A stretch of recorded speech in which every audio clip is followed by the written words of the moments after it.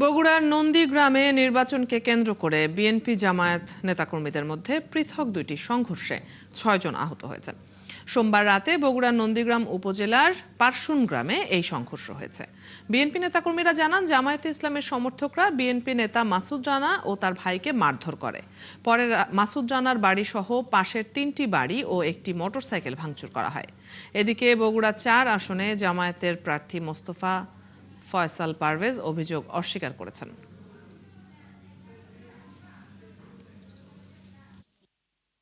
সখন হেমে ঘুমানা তান্তারাতি আমার পাওয়ার যে একটা বাড়ি দিয়ে পা ফেটা ফেলা দিছে। আমাকে আর কি প্রথমে অকথ্য ভাষায় গালাগালি করে, তারপরে আমার বাইকে ছিলাম, বাইক থেকে আমাকে ফালাই দেয়, লাথি মারে ফালাই দেওয়ার পরে আমাকে আর কি আমি পড়ে যাই নিচে, পড়ে যাওয়ার পরে তারা সবাই আর কি গুণধলাই দেয় আমাকে।